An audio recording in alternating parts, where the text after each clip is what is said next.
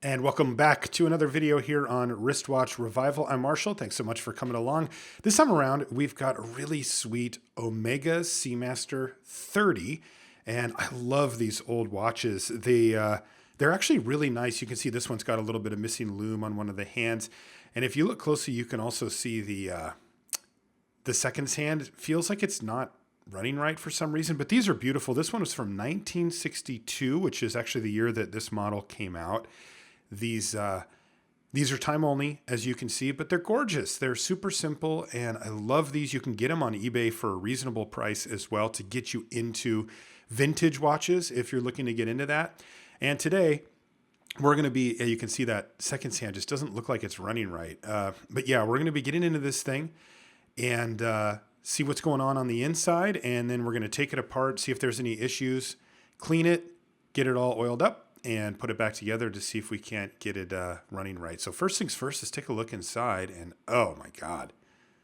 This is an Omega caliber 286 movement, which is a pretty simple movement all told, but it's beautiful. I love this movement. It's brass, as you can see, it's absolutely gorgeous inside.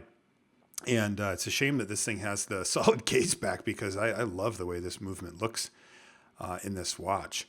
We're going to put it on the microscope now and take a closer look, and you can see that actually this thing's really clean. This watch was fairly recently serviced, and you can tell, oftentimes you get into a vintage watch like this and it's just a mess of dirt and dried on oil. This one looks like it's in beautiful running condition. And we'll find that out in a minute. We're going to put it on the time grapher to see what kind of time it's seen, and maybe if we can see what's going on with that. And there we go. There's a caliber 286 movement. You can see there's maybe some stuff on one of the wheels. It probably could use a little bit of a clean, but overall, this is way better than you would expect from an older watch like this. Seriously, way better. And yeah, it's always cool to get it on the microscope as well. So let's do the next thing though and put it on the time grapher. And this is just a machine that is going to measure different aspects of how it keeps time. So if you look along the top, you'll see rate, amplitude, beat error, and parameters. So the rate is its seconds per day that it's either gaining or losing. And this one's gaining quite a bit, plus 90. So a minute and a half a day it's gaining, it looks like.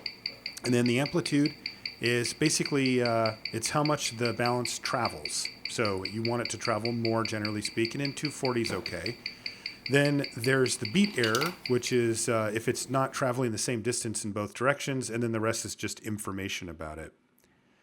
So first things first, we need to take off the watch band here, and that's a pretty easy deal. These are basically all using spring bars these days. And yeah, so we'll get into this. And again, we've got this gorgeous movement in here. This watch beats at 18,000 beats per hour, which is pretty standard for this time frame. First things first, of course, are these case clamps. So these are what hold the movement to the side of the case and make sure that everything's flush with the front of the case. And they're just a simple little piece of step metal on a screw.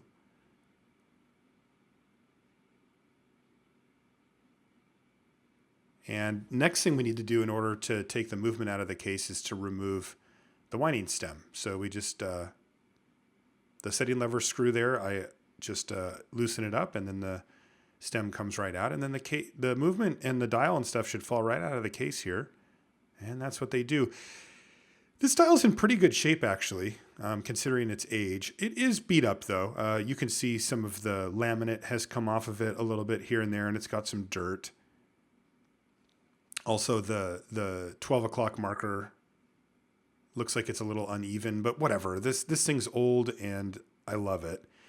So now we have to put the winding stem back in, and the reason that we do this is because we need to take the hands off. And it's much easier to do so if we just get the hands sort of roughly lined up with each other so we can take them all off at once, rather than having them at different angles and stuff. Because my preferred tool to do this are these little hand levers. And in order to protect the dial, I'll just put a piece of plastic bag over it and then grab these little hand levers. And this makes it really easy.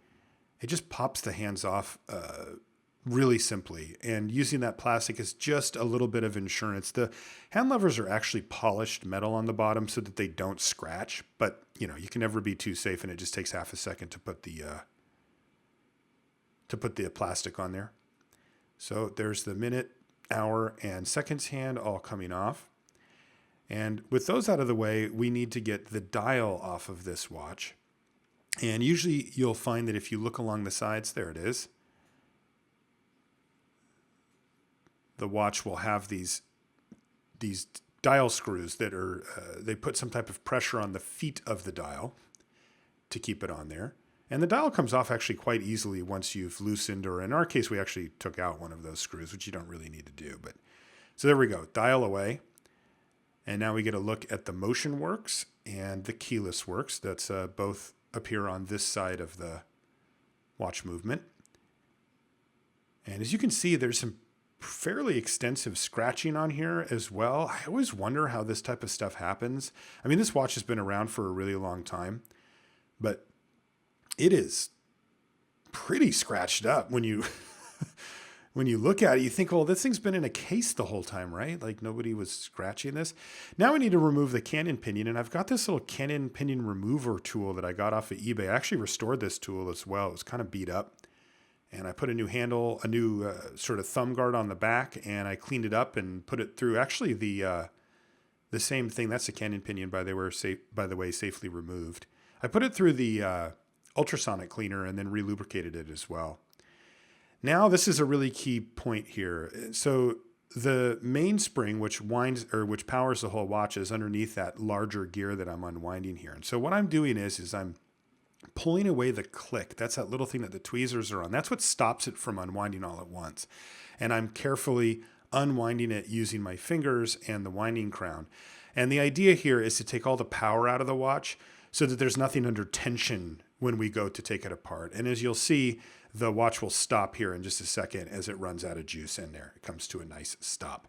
So the first thing that I like to do, and that I was taught to do by Mark Lovick over at the Watch Repair channel, which, by the way, everything I've learned basically comes from Mark. I've taken his classes and watched all of his videos, and he's kind of my hero for this stuff, so I'll talk about him quite a bit. And if you have not had a chance to check out the Watch Repair channel, you're missing out, and you should definitely go over there and check it out. But what he recommends is to take the balance off first of the kind of, going train of wheels and all that stuff. And this is primarily to keep it safe, right? Because it is the most delicate part, and to just take it off and get it out of the way so that we're not banging into the balance spring or doing anything else, especially for somebody like me, because I'm still learning, right? This is a hobby of mine and something that I've picked up and I really enjoy doing, but I'm by no means an expert at this. I don't get paid for it. I haven't taken, the 3 years of classes or whatever.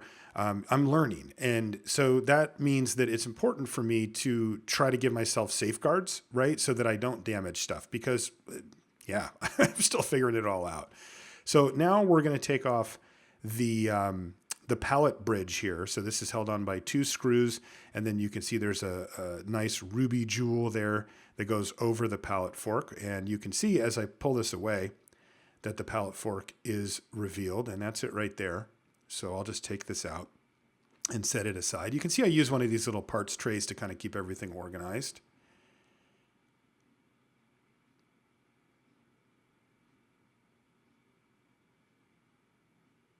Now I want to take out the winding screw once again.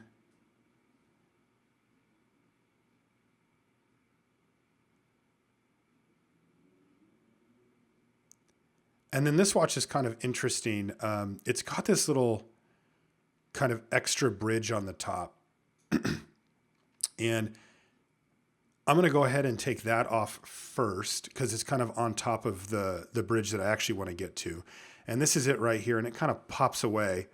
And if you look, there's a jewel on the top there.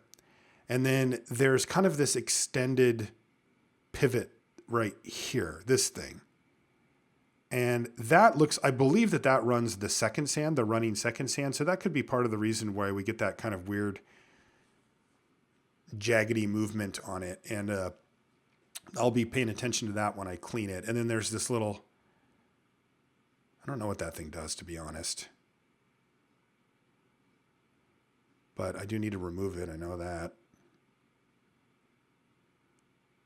So there it goes.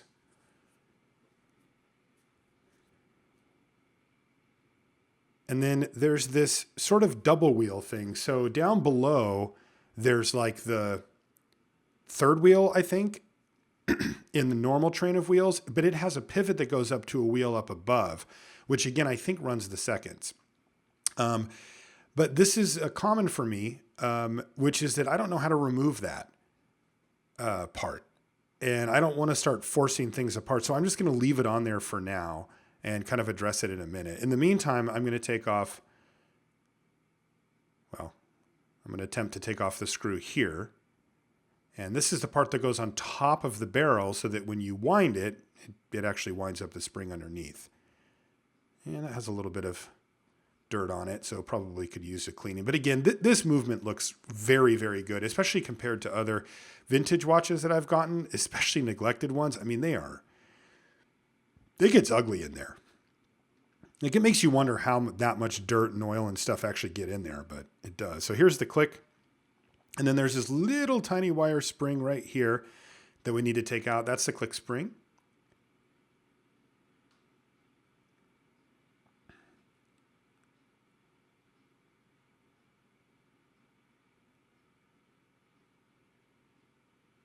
So this is the ratchet wheel. This is actually when you wind a watch, it actually ultimately turns this on the top.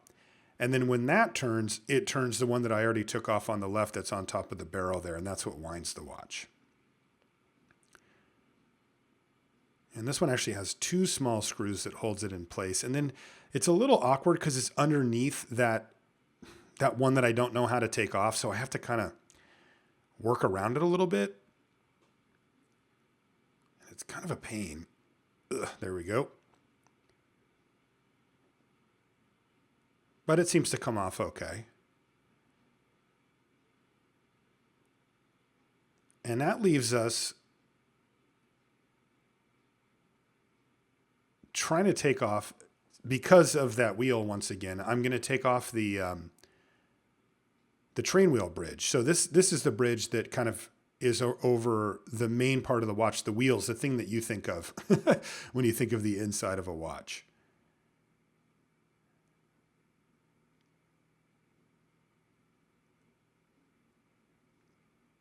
So just being very gentle here to take this off, because the train wheels have delicate pivots on them, right? Really little narrow things. And I just want to make sure that I don't jam them too much here. So there, that comes off actually pretty cleanly. And there's that double wheel that I don't know how to take apart. And so I either have to figure it out or just leave them connected and just clean it like that. I think that's also probably fine. And there, that's the escape wheel. So that's the last of that.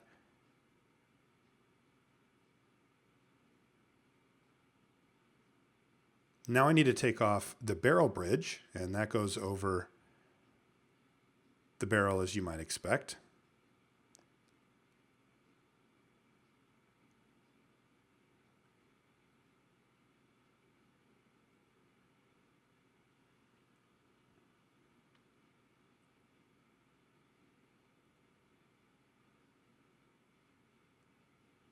And it's held on by these 3 screws. I always look at the screw when I take it off just to make sure. This one's interesting because that's actually the setting lever screw, which doesn't hold it down, but it's nice to take it off because it's a tall screw and it kind of makes it harder to take it off, but it's not actually one that's holding it in place, which is kind of interesting. So here comes the barrel bridge.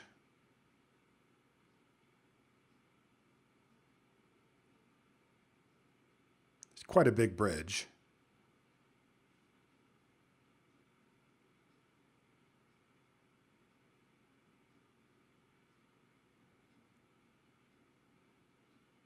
And there we go. Oop. And then underneath, now I can take off the center wheel. That's the one that goes through to the barrel arbor, or through the Can and Pinion that we took off earlier. And there's the barrel coming out. That leaves a little bit left here. This is the bottom part of what we call the keyless works. So this is the way that you set and wind the watch, and how you go from setting it to winding it by pulling out the crown. And then this is the other side of that, the sort of the rest of the setting and keyless work here. And yeah, these scratches. Look at those scratches. How does that happen? I always wonder. So this is the setting lever spring. It also kind of holds everything down, kind of like a bridge does. And I'll just go ahead and get underneath here and just release any tension on it. And I like to hold it down with pegwood just so it doesn't go flying. And we'll set that aside. And then underneath, these two wheels just set the time. So when it's in the setting position, it takes you turning the crown and it turns it into the hands turning. That's the actual setting lever, or what is that stupid thing called? Setting lever? Yeah, I think so. And this is what we call the yoke and the yoke spring. And yoke springs do this. I try to prevent it, but I did end up finding it. But I try to prevent it with the pegwood, but sometimes I screw it up and it goes flying anyway. And then the yoke comes out. And this is actually quite close to being fully disassembled. Really, the last task here is to get the mainspring out of the barrel. And the barrel's made up of 3 parts. It's the main part of the barrel, and then the barrel lid, which I'm going to take off right here. That's the barrel lid there. And then the barrel arbor inside is that little metal post in between. And of course, the spring as well. So I'm going to take off the barrel arbor. That goes away. And now there's the very tricky task of getting the spring out. And the thing is, if all you cared about was getting the spring out, you could do it quite easily. It just would be vaguely dangerous and pretty bad for the spring. So instead, you have to do it very carefully so that it doesn't go flying out, because that's not good for you or the spring. So what you like to do is this. You sort of walk it out one little half turn at a time until the whole entire spring is out of that thing. And it's crazy how much spring fits in there. But you have to remember that spring, which you can see right there in the middle, that actually runs the entire watch. Any function on your watch is run by that long metal spring there. And that's just how that works. So there it is, the watch fully disassembled and ready for cleaning. And we'll see what's going on with it. All right, everything back and ready to be reassembled. The first thing I noticed, though, was the mainspring. You can see it has this weird bend in it. It is not supposed to look like that. And while it probably would still work, I decided just to get a new one for this movement. So this is what a new mainspring looks like when it comes. And it comes in a little packet, and it's got this metal ring around it that's silver on the back and some color on the top. And basically, it's pretty easy. You just put it into the mainspring barrel. That's it. But yeah, I don't know. They don't cost that much. And also, they are the type of item that can kind of wear out over time, where they still work, but they don't work as well as they could or should. So I just decided to get a new one. And the way that these work is you put the color up, and then you just push them into the barrel, carefully-ish. And there we go. So that's all ready to go. Now we can put the barrel arbor in. That's, of course, the part that actually engages with the spring itself and turns when you wind the watch.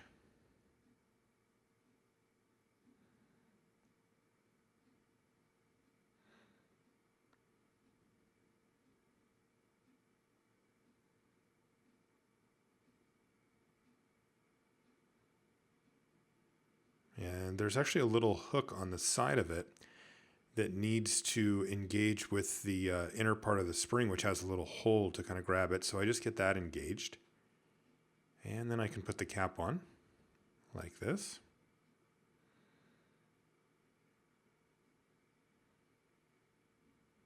And just make sure this is secured properly, and it's good to go. So the barrel is all ready, and with that, we can take the movement itself and start getting this thing back together. So the first things first, we're going to do the train of wheels. And this is the escape wheel going on.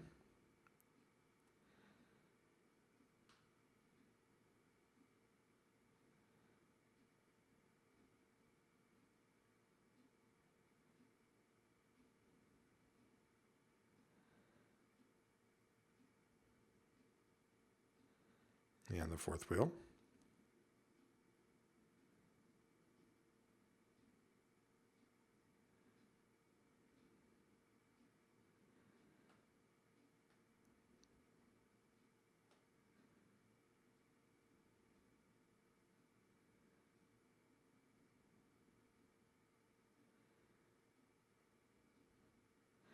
And you can see that I skipped that other wheel there because remember this is the one that has that kind of extension onto the top part.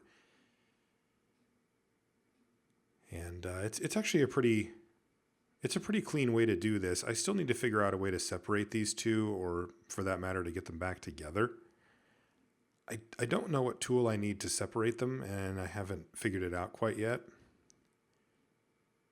And you can see I'm just using a piece of pegwood to just make sure that this bridge is properly in place and that the wheels will be able to spin freely here to make sure I know that they're in the pivots are in their jewels that they're supposed to be in and that it can go. And I usually try to be very careful with that part because if you've ever seen a pivot on one of these wheels, it's minuscule. I mean, it's just the thinnest little piece of metal. And while it is steel or whatever, it's pretty tough. We really wouldn't take much to bend or break. And so what I'll usually do is kind of gently get the bridge on. And then what I'll do here is I'll screw this down, but not all the way. Just sort of placeholder style where it's there, but it's not actually tight. And then I'll check it again like this and make sure that the train is still spinning freely so that I know for sure that I'm not tightening down on one of those pivots and bending it. And then once again, just one last check to make sure that it's spinning. Yeah, it looks pretty good.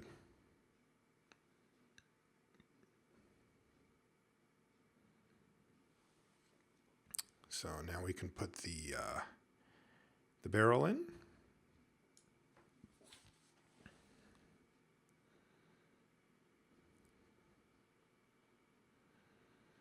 And I'm just oiling the train wheel pivots here. I'm using a very thin synthetic oil called Mobius 9010. And this is actually kind of somewhat tricky work because you need to put such a small amount of oil on. It's actually hard to kind of see. And here I'm using a slightly thicker oil, also synthetic, called HP 1300, also from Mobius. Mobius is just a company that makes oils. And now we can put the barrel bridge in place. Now, this is a little bit tricky, as you can see, because the top of that bridge needs to go on that main wheel in the middle, but underneath that wheel that's sort of sticking up. And again, being an amateur at this kind of shows because, ideally you would take that other wheel off and have free access to that without having to have it touch that wheel. In my case, since I don't know how to do that yet, I just was careful, right? I'm not just going to jam it in there and break off some teeth or bend it up or whatever, but it's a little more on the you do what you got to do mode rather than knowing for sure that you did it properly. And here's another example of that. If that wheel was just out of the way, then I could just easily put the top of the ratchet wheel in there, but what are you going to, or the crown wheel, excuse me, but what are you going to do? I'll figure it out at some point, but for me, it's kind of like if it's not a deal breaker, I'll just continue on and try to get the job done the best that I can. Now, if that was in the way to an extent that I couldn't, then of course I'd have to stop and really figure it out. So now I'm just going to put the crown wheel in place here with these two little tiny screws. These are not the smallest screws on this movement, but they're on the short list.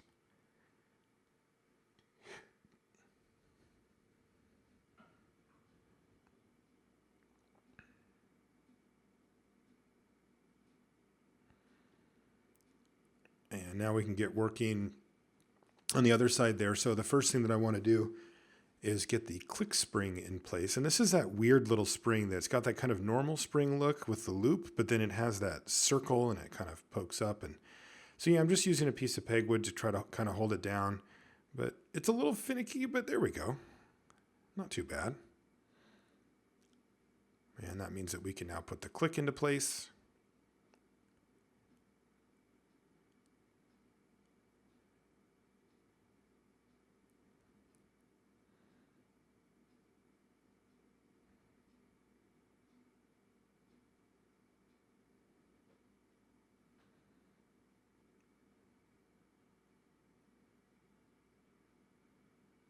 Okay.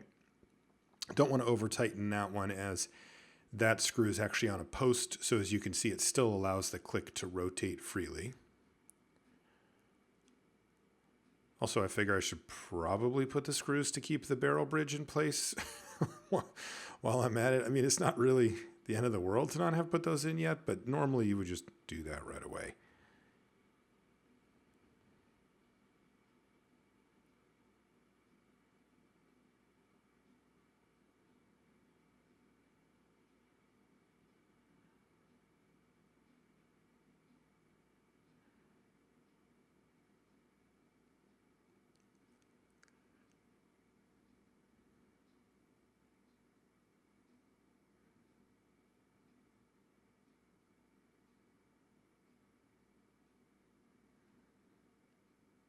Okay, so I can make sure that the crown wheel is spinning freely and that the click is all doing the action that we hope from it. And then I can put the ratchet wheel in place. So when you turn your winder on a watch, that's the part right there that actually ends up getting turned. And then since you see that square part in the middle, that engages with the top of the barrel arbor, that little thing that we put in the middle of the barrel. And then it actually turns the spring inside that barrel. And then when the spring unwinds, so does the barrel. And that is what, and the barrel has gears on the bottom of it, if you noticed, and that engages with the wheels as they go all the way down. So it's actually fairly straightforward. It's just a little weird. Like, it's obviously, it's kind of genius how people have figured this stuff out, especially when this stuff was figured out. And this type of movement is called a Swiss lever escapement, and it's almost all the types of watches that you'll see are Swiss lever escapement watches these days. There are a few different types of escapements that you can use, but the Swiss companies don't, outside of Omega, which interestingly, this is actually also an Omega, but before the time. Now you will occasionally find what they call a coaxial escapement, which was developed by a very famous and noteworthy watchmaker named George Daniels from England. And he kind of shopped his new way to do it around to a bunch of the Swiss companies for almost 20 years before one of them finally took him up on it. It actually ended up being Omega. And so they use the coaxial escapement quite often, but like 99% of mechanical watches that you grab have a Swiss lever escapement. I put the Can and Pinion back on there. And I had that special tool to take it off, but to put it back on, you just press it on. It's what they call friction fit, which just means it's simply held on by friction. So now we can move to the keyless work. This is the way that you wind up your watch and also how you set it. And so I'm putting a little bit of grease on the sliding clutch right there, and the sliding pinion as well.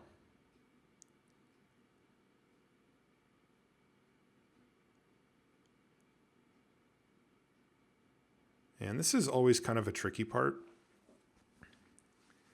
because that piece that I'm putting on there actually gets screwed onto through the other side.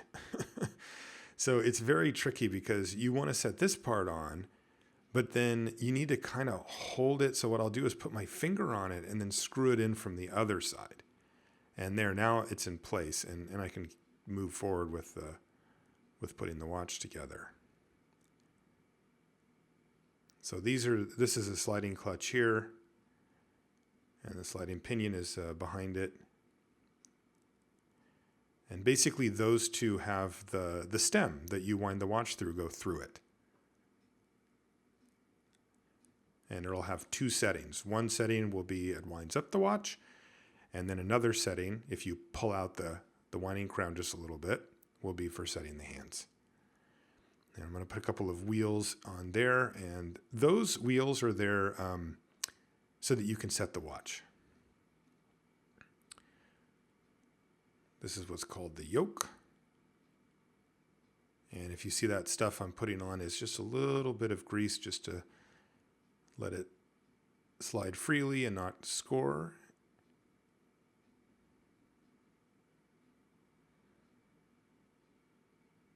All right, that looks good.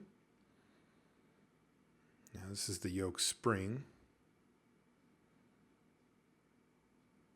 And again, I'm going to bust out the pegwood here because as we saw before, these things can go flying. And they stick to your clothes, and yeah, I have yet to actually never find one of these, but I have lost them for longer period of time than I'm comfortable with. So I try to be careful with them, but they are just, I mean, well, they're springs, right? They're supposed to do that. And this is the last spring that we have to put on for the keyless works. And it also acts as kind of a bridge. You can see it's got a couple of posts there that kind of hold it in place, and it sort of holds everything together, but also that long arm along the bottom with the little funny end on it does act as a spring, and so I'll engage that here.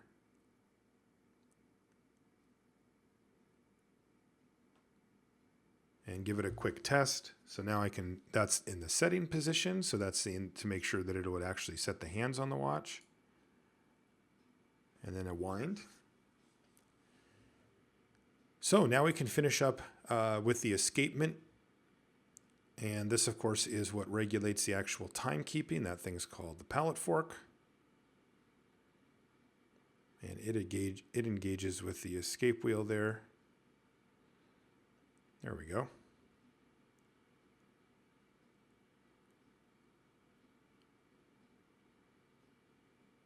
And there's a little bridge for the Pallet Fork. Interestingly, you don't have to lubricate that Pallet Fork. In fact, it's meant not to be.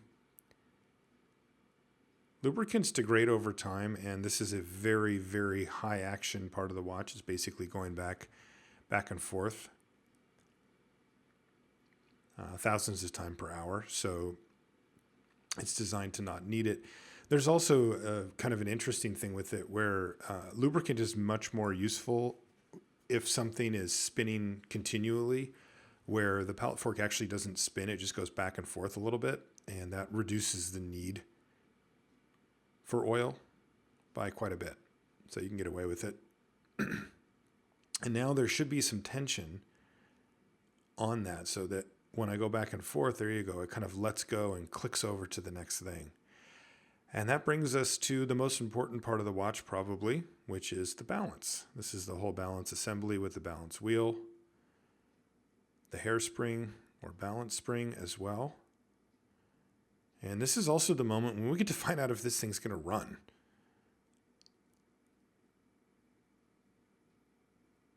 So I just got to get those pivot holes lined up properly before we start to push it down. And there we go. It's running. Love to see that. Oh, that's the best part of doing any of this stuff, seriously, is when it fires right back up like that. Feels so good. It's really what makes it fun.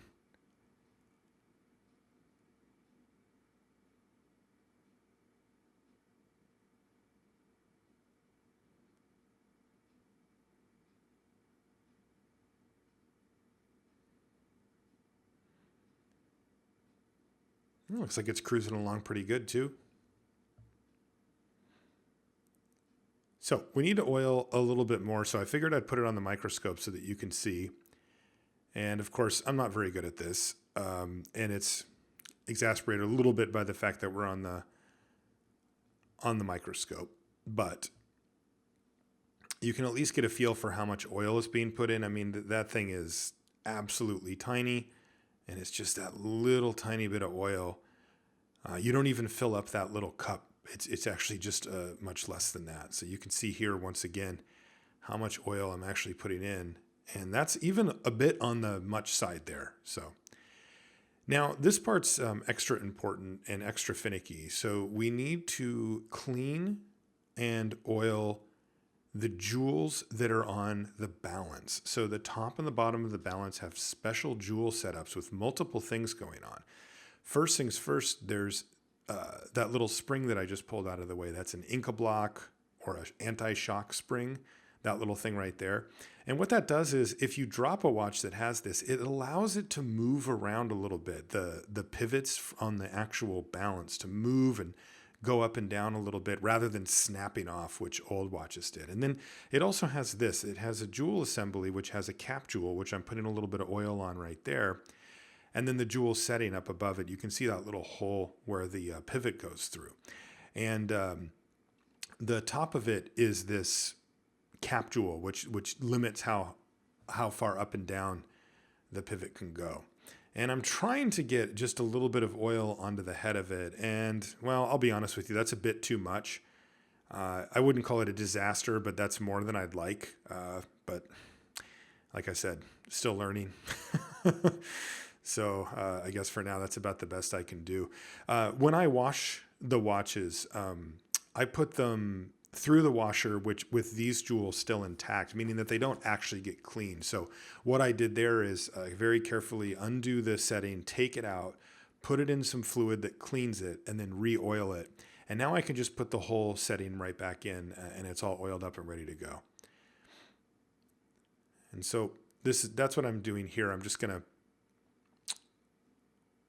there we go, get this setting back in there, and then I have to carefully get the spring here back on as well. And of course, these things are just absolutely minuscule. And normally I do this on a microscope, and that's what I'm doing here. The only difference is that I have to do it sort of off of a camera screen because I'm recording it, which does make it a little bit more difficult than just looking through the viewfinder on the microscope. But maybe I'll get used to it. So there we go. And now this is the bottom. So this is the same thing that we had before, but it's just the bottom jewel. And it's the same setup. It has a cap jewel and a setting, and we need to remove it from the case by first loosening up this little spring and freeing it. And then what I do is I actually take a little piece of Rodico. And Rodico is just this sticky kind of putty stuff that you can use to clean stuff up or move stuff or hold stuff. And in this case, it actually took out the cap jewel by itself, but I can still just get in there and get the other jewel setting. And then once again, I need to go through this song and dance of trying to get just the right amount of oil on this thing. And it's very, very tricky because it's such a small amount. And it doesn't necessarily want to come off the tip of the oiler in kind of the way that you hope it will. Like there, I was actually touching the jewel and it just refused to move. And now I touch it and, well, once again, it's a bit too much. I'd prefer to have about 10 to 15% less oil than that on it. But again, I'm still trying to get good at this. So in many ways, you're watching me learn and practice as we go.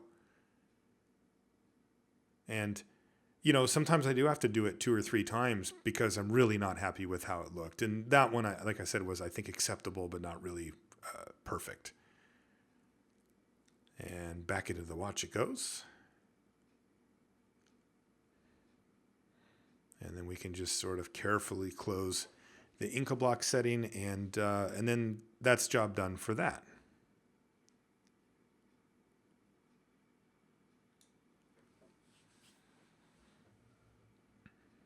Yeah, before these things were invented, if somebody dropped their watch, it almost broke every time. So those things are actually really great. All right, so watch is still running well, but as you can see, it doesn't quite look right because it doesn't have a dial or hands or a case or anything like that. So let's get that rolling. That's actually right down the stretch here for us as well. So we can start reassembling this thing. And there's the dial. And the dial feet just go in. There's a hole specifically for the dial feet. And then if you remember from when we took it apart, the screws are right there.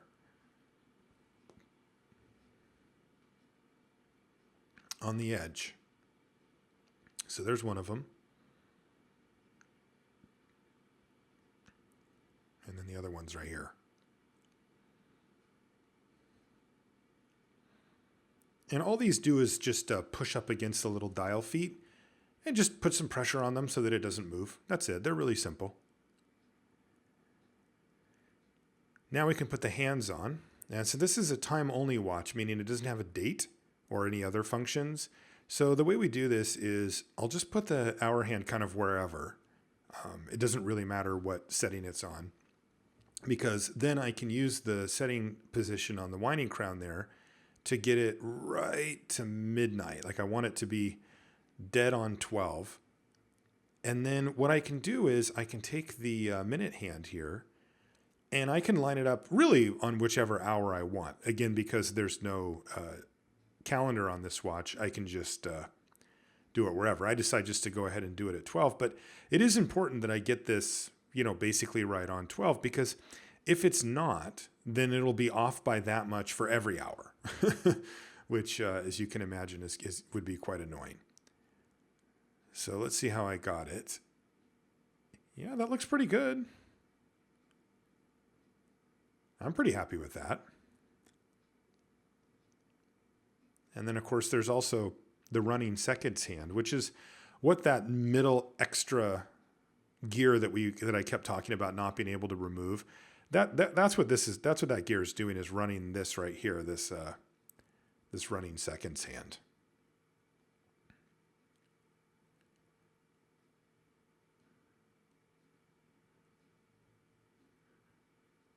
And just a quick press with the hand tool. And then I can kind of give it more of a check here. And it looks like none of the hands are fouling each other. There's no touching there, no friction. It's not touching up against any of the hour indices. So that's what we want. That's looking pretty good.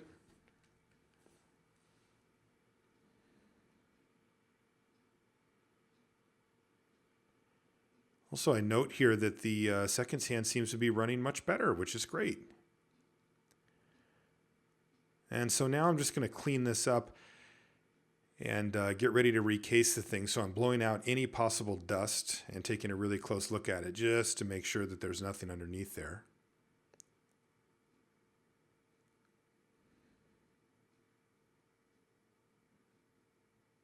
But of course, in order for me to get it into the case, I need to take off the crown.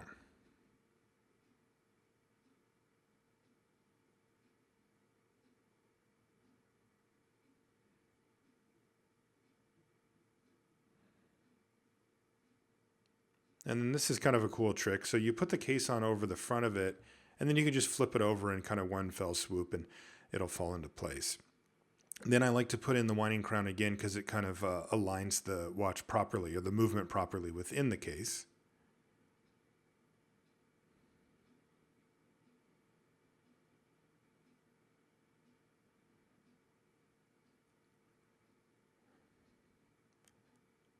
And one of the last steps here are the case clamps. So basically these make sure that the movement stays still within the case and that it's sort of pushed into the right position, because otherwise, when you do things like pull out the crown, or if you're moving around or bump it around, the movement can shift around and the dial can shift around within the case, and that's quite undesirable. So these little tabs basically just hold it in. They're really nothing fancy, but they get the job done.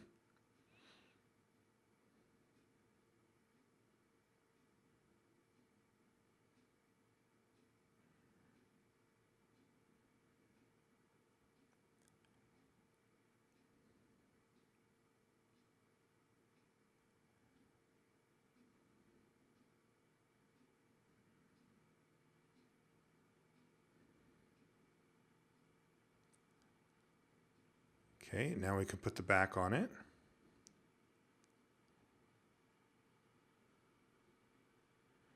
And there it is, looking pretty good. Now, one thing I did notice though about the watch when I was taking a good close look at it after kind of feeling like I was finished up with the thing, was maybe I wanted to replace the crystal on it. It doesn't look too bad, all told. It's not the original one, I wouldn't assume. But I really do like to replace the crystal on the watch if it has some scratches or dings, which this one does kind of along the edge. And so I'll take a look at that. But first things first, this watch looks really good. I'm really happy with it. And the other thing is we need to see how it performs. So after some tweaking and putting it back on the time grapher, boy, this thing's humming right along. Check that out.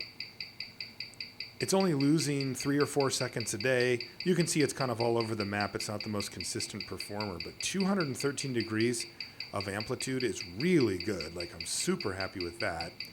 The beat error is 1.3 milliseconds off, and unfortunately that's kind of a weak point for me. That's not a disaster, but that is something I would fix if I could. But I don't really know how to yet. So I'm just gonna have to live with it for now. But it does look a lot better. And like I said, just looking at the crystal, I thought, you know what? I'm just going to get a new crystal for this case. And so I measured it out. And this is a tool that you can use to take off crystals like this. This is just a friction fit crystal. I actually have another thing, like a press by a company called Rober, that will allow it. But I'm just going to use this because it's a little easier. And this also allows you to do it while the watch is, while the movement's in the case. So here I've taken it off, and now there's just no crystal on it whatsoever. And this is a crystal that I got. It's 316, which means it's 31.6 millimeters across. And it's brand spanking new. And a new crystal, boy, it really does kind of bring to life, especially these vintage watches where you can really see all the cool detail. And, you know, this one has a little bit of patina on the dial, but I like that. I'm one of those people that thinks that it's cool. As long as it's not completely destroyed. And this dial's, you know, it's seen some days, but when it's on your wrist, you don't really notice it. But when you look close, it looks kind of cool. So anyway, you just put the new crystal in this little holder, and then you use the tool to once again kind of pinch it down. And basically just having those little metal tongs on it from all edges can make it small enough so that you can refit it back into the case and then loosen it up afterwards. Just like that. And then it'll kind of just expand out into the little groove that the crystal's supposed to go into. Sometimes I give it a little push just to make sure, but it looks like it's in there nice and good. And there we go. Looking beautiful. So yeah, I love this watch. I recommend picking up one of these. They're usually $300 to $600 on eBay, depending on condition and all that kind of stuff. And it's a great way to get started in vintage watches or whatever if you're used to it. And boy, what is it, copper movement? Whatever it is gorgeous too. I absolutely love it, and I highly recommend it. Thanks for watching. We'll see you next time.